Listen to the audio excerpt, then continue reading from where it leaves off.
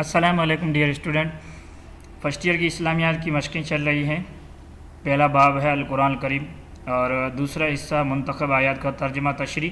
سورہ انفال کی یہ 7ویں مشق ہے، مشق نمبر 7۔ 49 نمبر آیت سے لے کر 58 نمبر آیت تک کی ترجمہ و تشریح اس باب میں کیا گیا ہے، جس کی مشق ہم حل کرنے جا رہے ہیں۔ اور یہاں پر صرف ہم انہی آیات کی ترجمہ و تشریح کرتے ہیں جو سوال میں آتے ہیں۔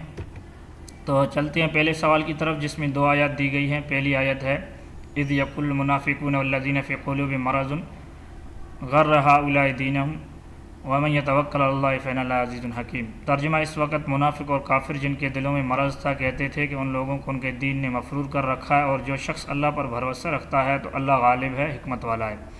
تشریح: اس آیت میں فرمایا گیا کہ جنگ بدر میں جب مسلمانوں نے کافروں کے طاقتور لشکر کے خلاف جنگ کی تیاری کی تو منافقین اور کفار نے طنزیہ انداز میں ان پر اعتراض کیا کہ مسلمان کتنے ناتجربہ کار اور سادہ ہیں کہ اتنے بڑے لشکر کا سامنا کرنے کے لیے تیار ہوئے ہیں، انہیں اپنے دین نے دھوکہ دیا ہے۔ لیکن مسلمانوں نے اللہ پر بھروسہ کیا اور پوری تیاری کی، اور یاد رکھنا چاہیے کہ جو اللہ پر بھروسہ کرتا ہے اللہ بڑا غالب اور حکمت والا ہے۔ دوسری آیت ہے فرعون والذین من قبلہم کفروا بآیات اللہ فاخذہم اللہ بذنوبہم ان اللہ قوی شدید العقاب۔ ترجمہ: جیسا حال فرعونیوں کا اور ان سے پہلے لوگوں کا ہوا تھا ویسے ہی ان کا ہوا کہ انہوں نے اللہ کی آیاتوں سے کفر کیا تو اللہ نے ان کے گناہوں کی سزا میں ان کو پکڑ لیا، بے شک اللہ زبردست ہے، سخت عذاب دینے والا ہے۔ تشریح: اس آیت میں فرعون، آل فرعون اور ان جیسے دشمنان اسلام کی تباہی و بربادی کے اسباب بیان کیے گئے ہیں کہ مکے والوں کا بھی حال وہی ہوا جو فرعونیوں اور اس سے پہلے والوں کا ہوا۔ انہوں نے بھی غرور اور تکبر کی وجہ سے اللہ کے پیغام کو جھٹلایا، پھر اللہ تعالیٰ نے انہیں ان کے گناہوں کی سزا دی اور پکڑ لیا۔ در حقیقت وہ زبردست اور سخت انتقام لینے والا ہے۔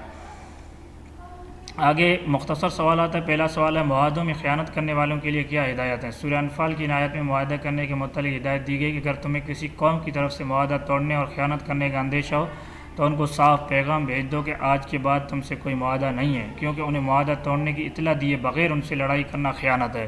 اللہ ان لوگوں کو پسند نہیں کرتا جو خیانت کرتے ہیں۔ نمبر 2، سبق کی آیات میں گزشتہ قوموں کی بربادی کے کیا اسباب بتائے گئے ہیں؟ جواب: سبق کی آیات میں گزشتہ قوموں کی بربادی کا سب سے بڑا سبب یہ بتایا گیا کہ وہ تکبر کی وجہ سے اللہ کے احکام کو جھٹلاتے تھے اور اس پر ایمان نہ لاتے تھے۔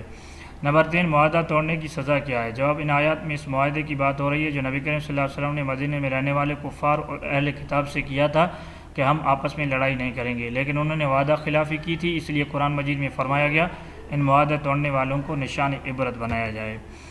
درست جوابات کا انتخابات کیجیے، یعنی MCQs ہیں۔ پہلا ہے سانس نکالتے وقت فرشتے مارتے ہیں، تو اس میں ہے کہ مارتے ہیں، با جواب درست ہے۔ نمبر 2، قوم کو ڈوب کر ہلاک کیا گیا، جیم جواب درست ہے، فرعون کی قوم کو۔ نمبر 3، برے جانور شمار کیا گیا ہے، دال جواب درست ہے، فساد پھیلانے والوں کو۔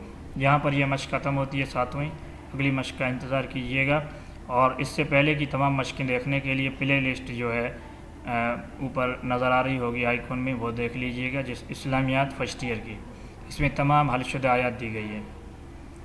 والسلام۔